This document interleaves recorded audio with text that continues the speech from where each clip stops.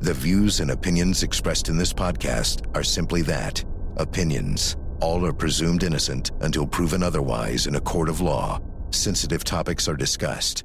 Discretion is advised.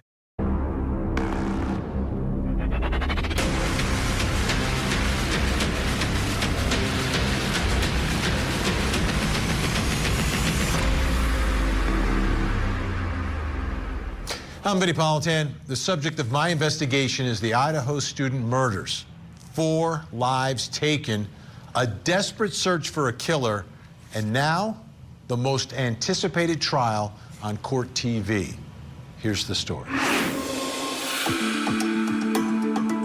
Ethan, Xana, Maddie, and Kaylee were 4 friends living together in an off-campus house at the University of Idaho. They worked hard and were all flourishing as students and having the time of their lives. They were popular and their house was known as a gathering spot for fellow students. All of that tragically changed in the early morning hours of November 13th, 2022. Those 4 students were stabbed to death inside their home. The brutal crime shook the community and touched the nation, setting off an intense manhunt for a killer. Students were afraid to be alone on campus. Some never came back.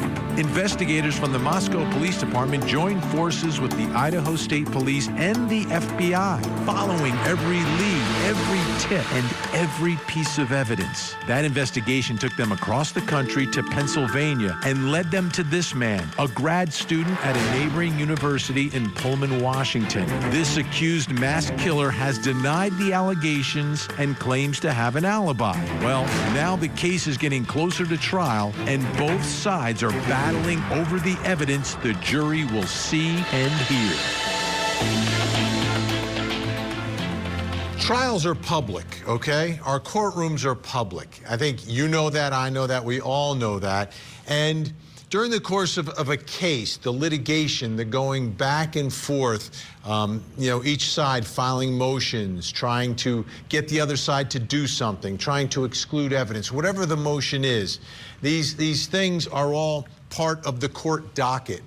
And when you have high-profile cases or regular cases, most states around the nation do a really good job these days of putting this stuff online. Idaho is one of those states that is really good at this. They have a high-profile case. They're going to put all of the court filings and everything online. I want you to take a look at that docket right now because you're going to notice something really interesting about it as we watch it. Okay, look really closely. Order to seal, order to seal, order to seal, order to seal, order to seal, order to seal, order to seal, order to seal, order to seal, order to seal, order to seal, order to seal, order to seal. They're sealing everything. Not everything, but a lot of things. Like all of these orders to seal evidence and seal motions and seal documents. They've even closed the courtroom doors to have sealed hearings.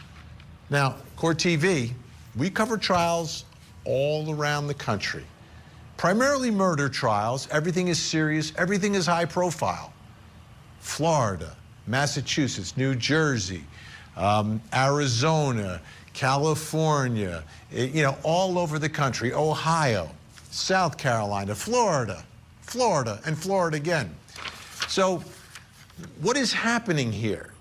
We saw all of these things are sealed, including some of the hearings in a public case in a public trial, which brings me to the first question in my investigation tonight. Why is everything sealed? Is this normal in Idaho? Is this the way justice is done in Idaho? Is it not as transparent as other states around the nation? Do the people of Idaho and the public not have access to things that are happening inside of their courtrooms? It's unusual for me. So let's get the inside scoop from 2 guys who know Idaho law very well. First, the attorney who represented Chad Daybell, John Pryor, is with us. You know him. And trial lawyer and former Idaho Attorney General, Dave Leroy, is with us. Great to see you guys. I'm glad you're here. I started covering trials in Idaho just recently, and it was, some of the other cases involving Lori Daybell. Dave, let me start with you. Is this normal? Is this usual for Idaho to seal a lot of things from the public, and including having hearings that are sealed from the public? Well, as your setup suggested, there's nothing very normal about this particular case. And this is an extraordinary amount of sealing going on. But part of that sealing, I presume, is designed by the court and with the concurrence of the parties or the assertion of one party or another that something about this, if revealed pre-jury trial, may have the tendency to taint an objective jury. Much of that sealing, I presume, Vinnie, is to keep evidence away from you so that you will not be putting it on the national news as one way or another potentially influencing the case. Sealing in Idaho is done on an ad hoc basis, meaning that each party can make a particular application for a particular and specified reason, often in secret, and the judge makes a decision in their best discretion about what the answer is. But I presume that most of this sealing is designed to minimize pretrial publicity and enhance the possibility of finding swiftly and accurately an objective jury. So, John Pryor, is this unusual in your practice to have this much stuff shielded from the public, including hearings? Well, I agree wholeheartedly with David. In the general criminal case, general trial, it's highly unusual to have this much sealing. When you're dealing with a case that has a lot of publicity, and this Kohberger case has a tremendous amount of publicity, and in recent years, there's been another case or two that had a lot of publicity. The courts are working very hard at protecting not only witnesses, but evidence from getting out that might influence people prior to they selecting the jury. And that's a lot of what's going on, is that they're doing this to make sure that both parties have a fair opportunity to get an unbiased jury who haven't been exposed to a lot of the information. And really, that's the predominant reason for it, Vinnie. So, Dave, from my perspective, been with Court TV for a long time, longer than any other person at Court TV, by the way. So, from my perspective, all we do is cover high-profile cases, whether it's a local case that's high-profile or national. Cases like O.J. Simpson, Casey Anthony, Jodi Arias. And inevitably, through the years, these cases are super high-profile. People talk about it from the moment the crime occurs, all the way through, all the litigation, and then to the trial. And what I've noticed through the years is that they always get a jury, number one. And number two, the jury bases their verdict on the evidence. Like, why don't we trust that? Why don't we trust that we have voir dire, that we have jurors who listen to the judge's instructions and base it?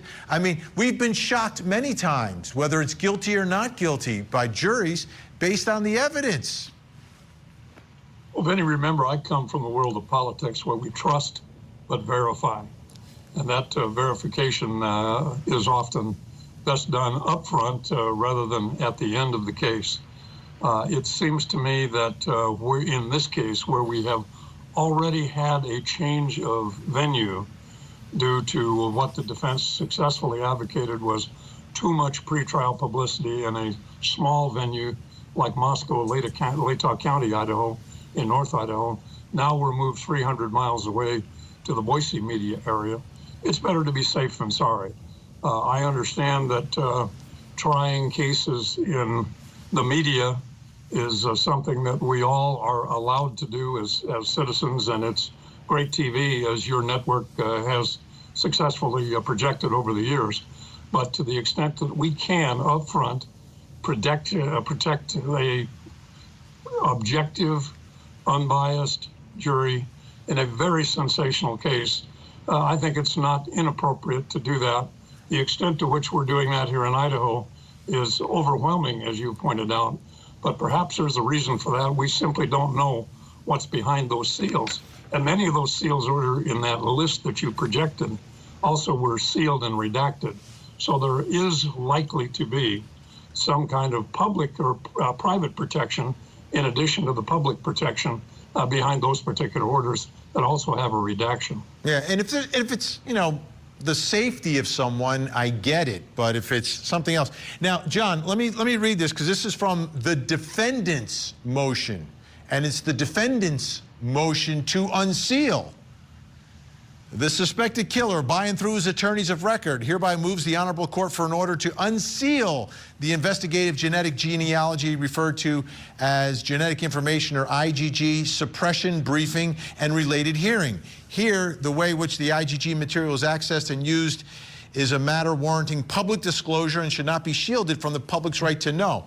So in this scenario, John, it is the accused, right? The one who's always worried about, you know, getting a fair trial, who wants something to be unsealed in public. Like, from where I'm sitting, like, then there should be no reason for it to be sealed, especially if the defendant himself is saying, hey, let the public see this.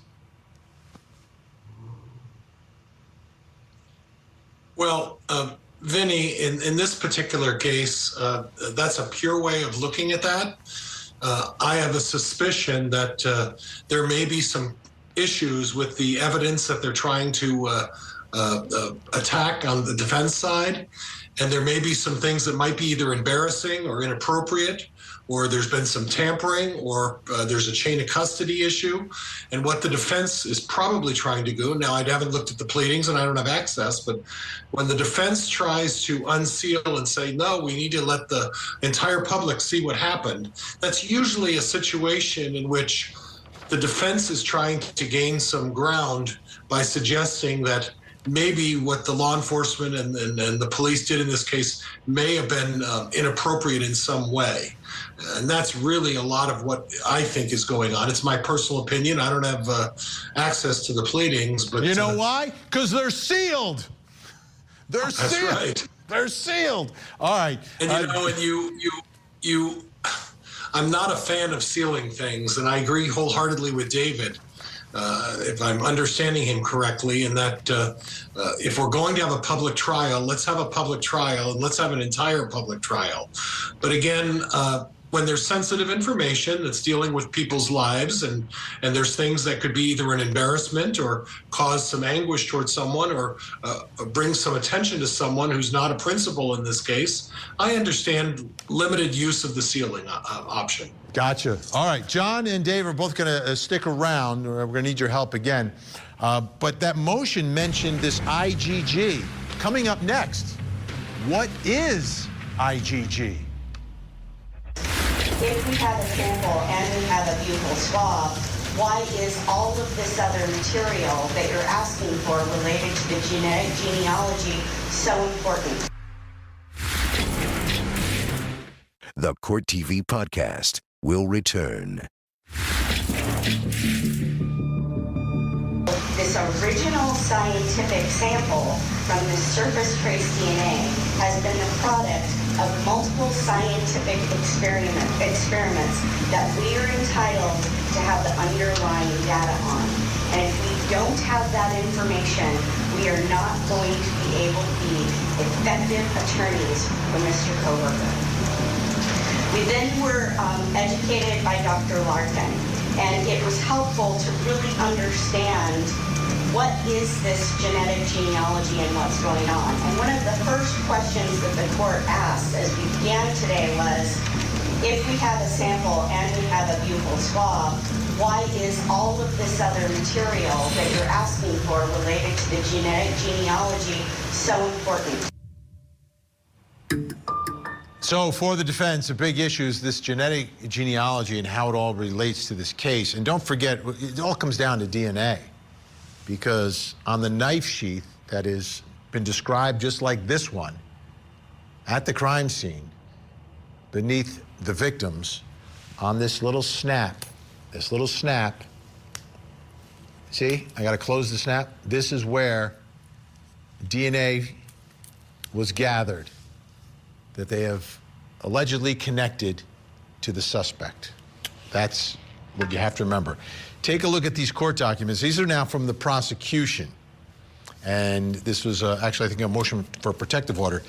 The product of the genealogy conducted by the FBI was family tree that contained the name, birth date, and death date, if applicable, of hundreds of relatives, as well as their familial connections between each other and the suspect, the accused killer. The FBI then sent to local law enforcement, sent a tip to investigate the defendant. The IGG process pointed law enforcement toward the defendant, but it did not provide law enforcement with substantive evidence of guilt. After identification of the defendant, law enforcement recovered trash from the home of the defendant's parents, and the ISP laboratory did STR DNA analysis of items from the trash for comparison to the unknown crime scene DNA. That's what I said, from the snap of the sheath. That comparison indicated the DNA found on the trash belonged to the biological father of the individual who left the DNA on the K-bar knife sheath. Okay, there's a lot there. I don't know how easy or difficult it was to follow. That's why we do the show.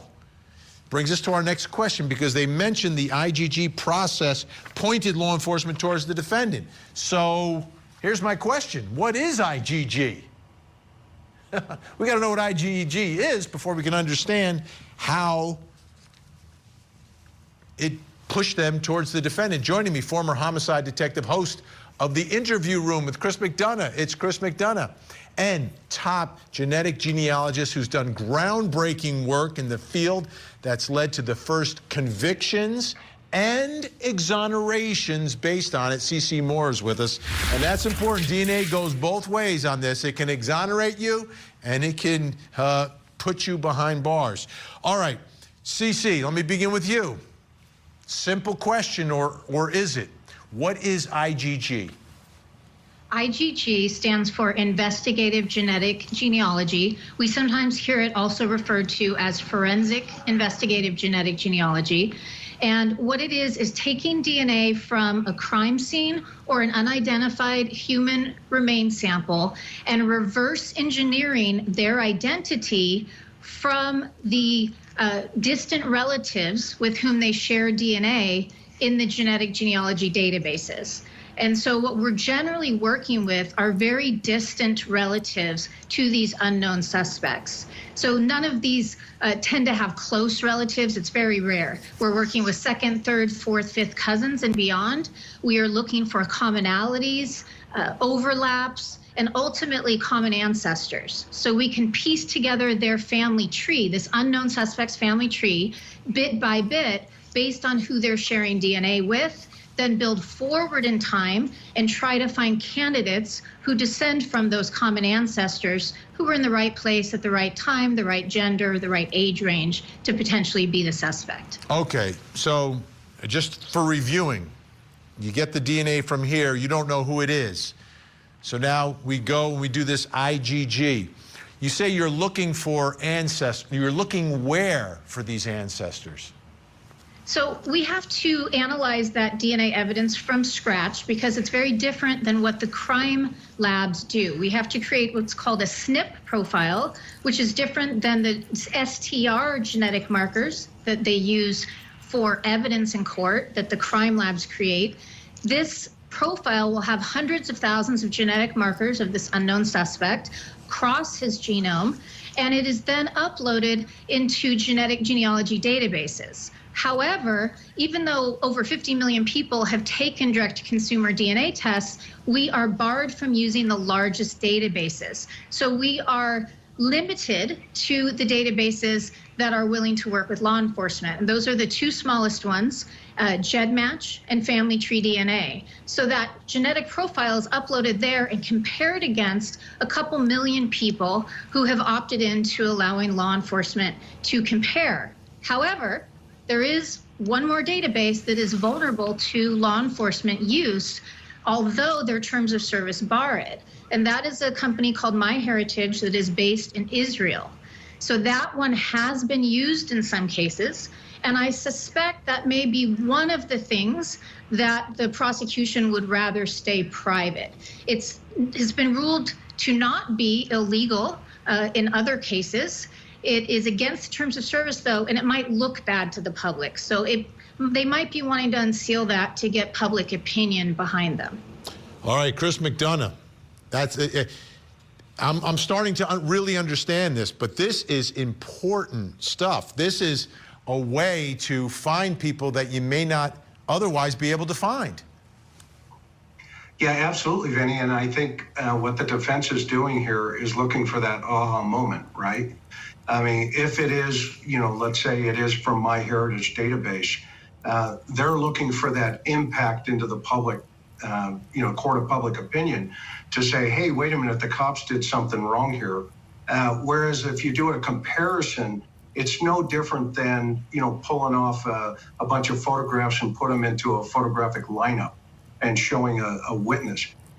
Because at some point you have to get a warrant to substantiate and tie that suspect together to that DNA. So Cece, the use of this genealogy, of whether you're exonerating or looking for a killer on a hot case, an unsolved case like this, it's the way they describe it is pointing it in the direction. We only have like 20 seconds here, but you usually can't identify the actual person, but you find people that are somehow in their sphere. Well, actually, pretty often we can point at one person or an immediate family, a set of siblings. It just depends how much data you have to work with. However, it is only used as a tip. It should not be used for the basis of arrest or to compel DNA, which is what the prosecution's argument is they didn't use it as evidence to arrest him or to take this to trial. It's a piece used to get to the next stage. Okay, CeCe Moore, thank you so much. Chris McDonough is going to stick around. Up next, folks, how did they identify the suspect?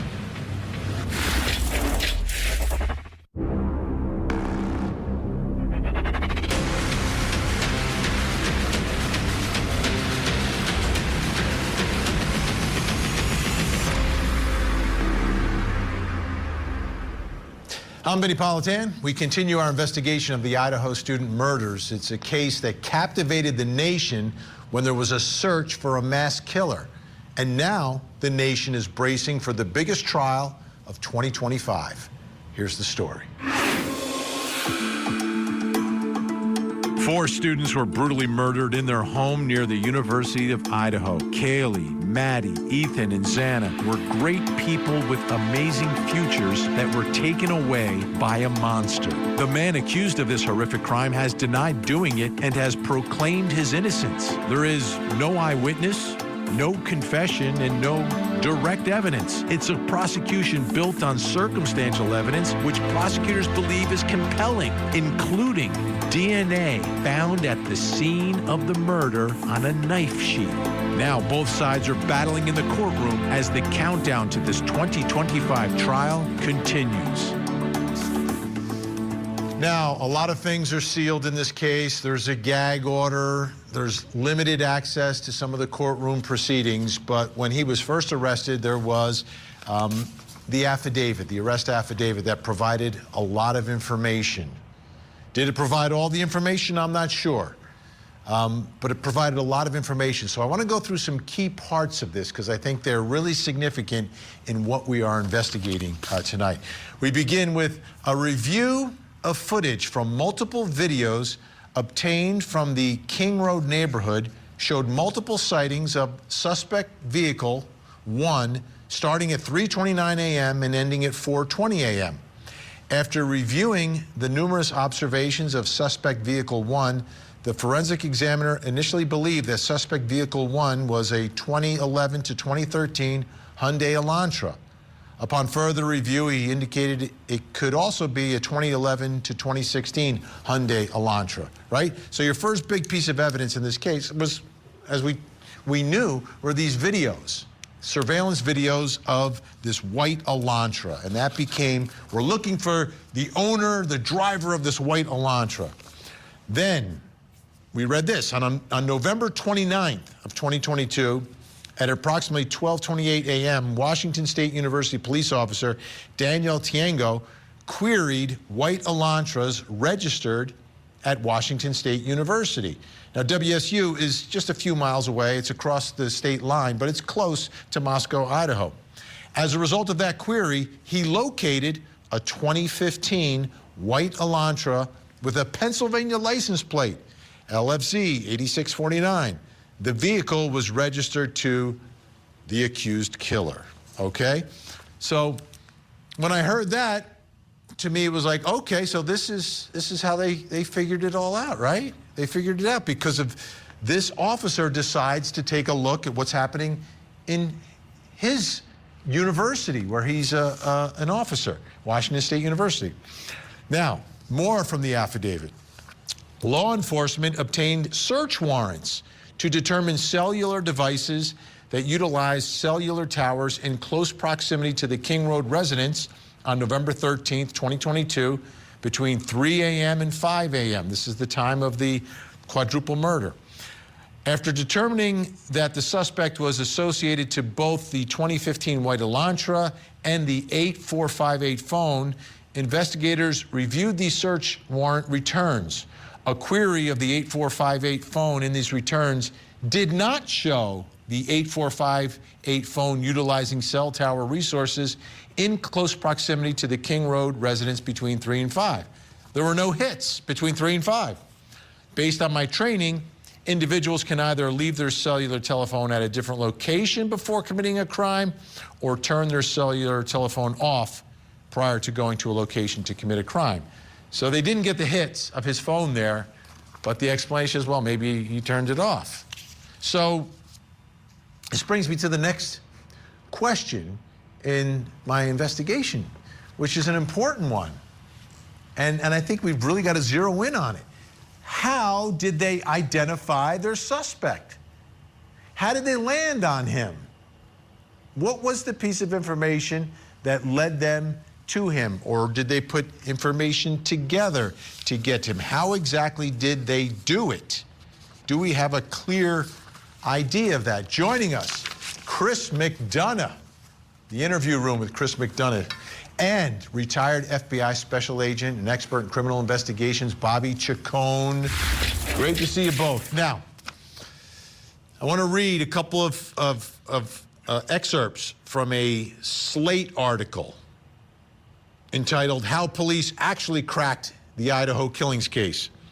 According to a law enforcement source familiar with the investigation with whom I spoke, a key reason police focused on this suspect as a likely suspect has to do with something that is never mentioned in the 18-page affidavit that I've just been reading from. Forensic genealogy. It was only after investigators utilized a technique reliant on genealogy databases to determine who'd left DNA on a tan leather knife sheath that police requested a search warrant for the accused killer's phone records, according to this source. Up until that point, in late December, he hadn't stood out among all the other Elantra owners, the source said, something that is reinforced by a close, informed reading of the affidavit. So, Bobby Chacon, I'll begin with you. It seems to me that when we all read that affidavit, there was something to read between the lines. And now this has become a big issue in court, which is about this IGG investigative genealogy that is a part of the case. Is that really the key to how they were able to narrow things down and get it to the point where they could go to a judge and get a warrant so they could get his phone records and continue their investigation to identify him as the suspect here? Yeah, you know, Vinny, I know that IGG is the big sexy thing now, and everybody wants to jump on the bandwagon. And I actually am one of, maybe I'm the minority here, but I don't think it is in this case. I think it helped. I think it was I don't think it was the linchpin. I think they were onto this guy. Remember what's not said in this affidavit, which the police did know at this time, is they had already interviewed an eyewitness that saw the suspect leaving the house. They kept that really under wraps. They kept her description of this guy, how tall he was, the bushy eyebrows, all of that was kept really under wraps for a good reason. So they were doing really good police work, narrowing it down, getting your pool of suspects, Elantra owners in the area, phone records. They were doing the standard stuff that you do in every case. Now, IGG does help. It helps narrow down your suspect pool. It doesn't give you the suspect. It helps you narrow it down, and then it helps you get to the suspect that then you can obtain a DNA. They did a cheek swab eventually and compare it directly to the knife sheath, and then you have the, what I call the 100% match, 5.3 cotillion or whatever it is, octillion. So I think that they did the normal police work. You read the affidavit. I think they would have gotten the warrants without IGG in this case. They would have gotten the warrants for his phone and things like that. I think that it was a big help, but I don't think this case doesn't get made without IGG. Chris McDonough, so they don't mention the IGG, but it's clearly a part of the case because now there's a motion related to the IGG. A lot of things have been sealed, like we said. Defense wants to unseal it. So do you think they could have gotten to this suspect without the IGG? Was there still enough there? Did this just make it quicker? Because there's a couple steps in the process, right? The IGG gets them quicker to the suspect, but there's still not enough for an arrest. They go to the house in Pennsylvania, they get the father's DNA from the garbage, still not, it's enough for an arrest, but then it's not the positive match until they swab him. So it's like a three-step process with the DNA here. What are your thoughts on the role of the IGG, and was that the linchpin? Bobby doesn't think so. What do you think? I agree with Bobby. I mean, and just to dovetail into the thought process there, remember when this thing first goes down, there is a massive amount of resources on the ground. And so in any investigation like this, you're going to have a team inside the house, you're going to have a team outside of the house doing like a canvassing, trying to pull video, et cetera, and interviewing witnesses in relationship to neighbors that they hear or see, anything like that. So we don't know just yet how much amount of information they had from the get-go. And when the IGG information shows up, that's kind of like a bonus, right? I mean, that officer that went back and started querying the cars through, the university there and came up with a similar Elantra, well, then you can just pick up the phone and call the FBI, and right away, if you have them on the scene, you got a direct source going there, and that information can accelerate pretty rapidly. All right, so let's talk about this for a second, Bobby, because the way they're using the IGG is it's not evidence, it's not something that should be used as probable cause for an arrest, but they treat it as a tip. And I've seen people talk about it almost like an anonymous tip, and law enforcement doesn't like to mention it. And I think that's what happened in this case, because it's not in the arrest affidavit. There's no mention of it, and you don't have to mention everything there, but it seems like it played a role here, yet law enforcement doesn't necessarily want that to be part of the record. Why is that, Bobby? Why do you think that is? I don't know why it is, but my guess is, and just to be clear, IGG has a really big role in some cases, and some cases it's the only thing that leads you to the suspect. So it's very valuable. This is a new area of DNA investigations. It's very valuable. I just happen to think in this particular case, they had the Elantra, they had a Washington State University student registered to a white Elantra that seat, so they were on their way to identifying him.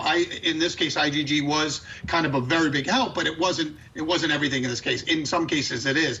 I think they don't want to mention the IGG stuff because remember where it all comes from. It comes from a voluntary database that, Cece mentioned earlier that, not all people dedicate their DNA to this. And the biggest services like the one I'm in, one of the bigger ones, doesn't allow law enforcement to query it. So, when you're dealing, you don't want to make people hesitant to give their DNA into these programs and into these companies because they sensationalize it and they say, oh, the law enforcement's looking at all these people in these databases, and then you get, as a business owner, you wouldn't want that to happen either. You don't want people hesitant to put in, and so I think like it's a quiet, kind of tool they pull off the shelf that they can use, find the suspect and then put it back, and then not tell anybody. Not that they don't tell anybody, they just don't want it like all that publicized because they don't want people pulling back from participating in that. Yeah, the next show I want to do is Bobby Chacon. I want to know where your ancestry goes to, because I think that would be really interesting. Chris McDonough, thanks for all your help. Bobby Chacon, thank you as well. Great to see you both. Still to come, what happens if the defense is successful and the DNA is suppressed? Law enforcement may or may not have used databases that they had the right to access. Now, back to the Court TV podcast. Another critical piece of information that you learned today, Judge, is that law enforcement may or may not have used databases that they had the right to access. We don't know. So this is where the defense appears to be going when it comes to the DNA, is that they're saying they may have used data that they're not permitted to use to tie this defendant and to arrest this defendant and to tie him to the knife sheath, the DNA that was found on the snap on the knife sheath. They may have used data that they weren't supposed to use. They want it all revealed. And ultimately what they want is they want the DNA suppressed, not admissible, which brings us to the next question in our investigation, which is, what happens if the DNA is suppressed? What if the defense is successful in one of their motions to keep the DNA from being a part of the trial, to keep the DNA away from the jury?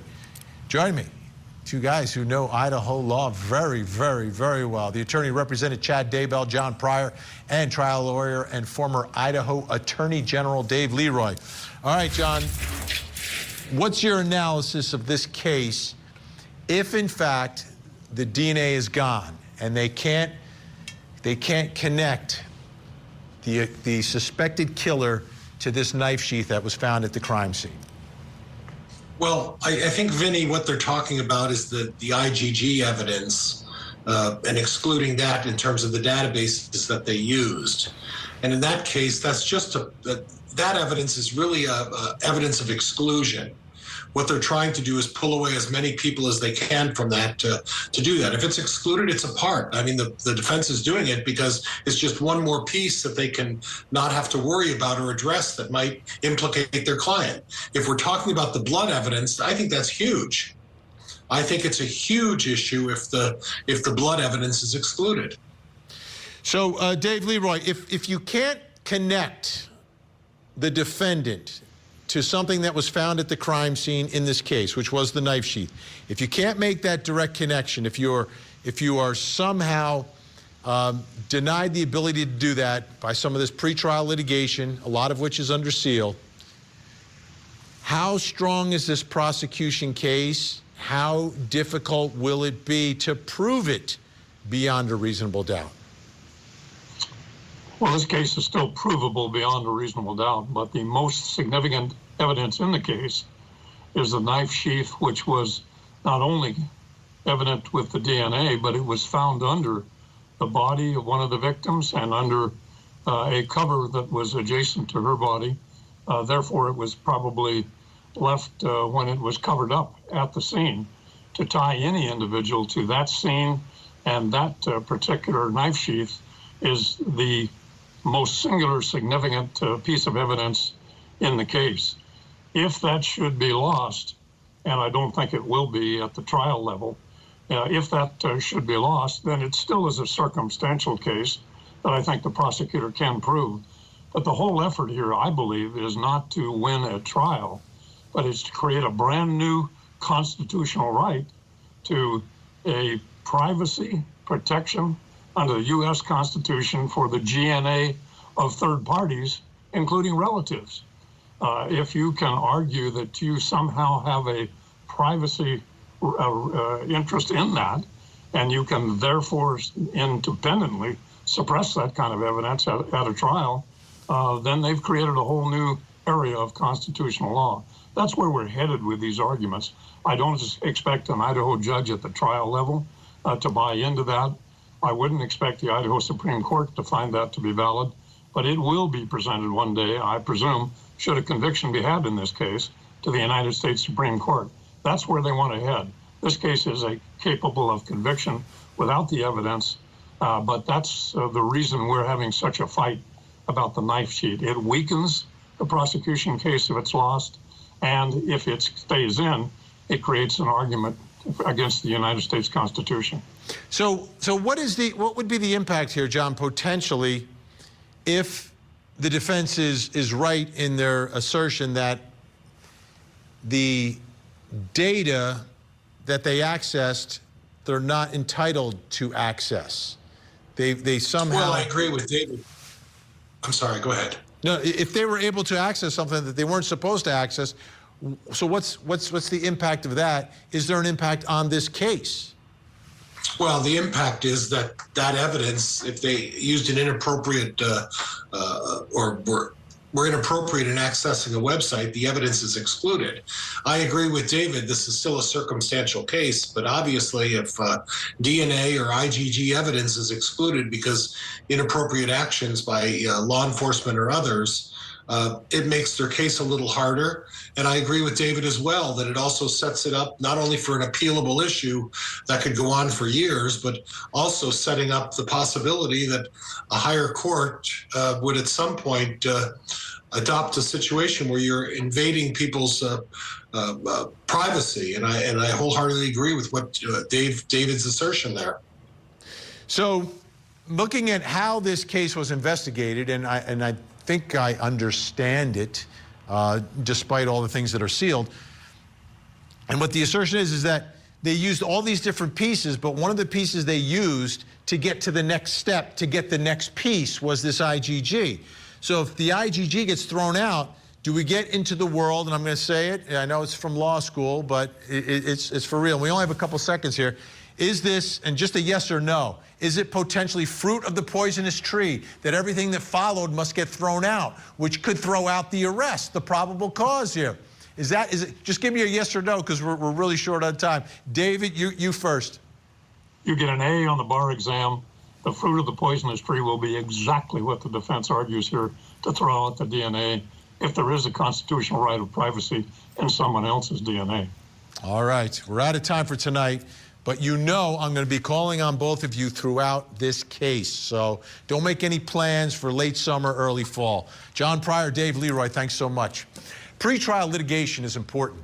This is the time when the judge makes crucial calls and decisions on what the trial will look like and what evidence the jury will see. But pretrial hearings are no different than a trial. It's all public. It's a public trial in a public courtroom. There should be no secrets, unless it would endanger someone's life.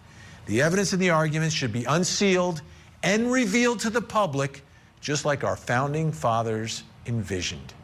I'm Vinnie Politan. We'll keep digging for the answers as the investigation continues.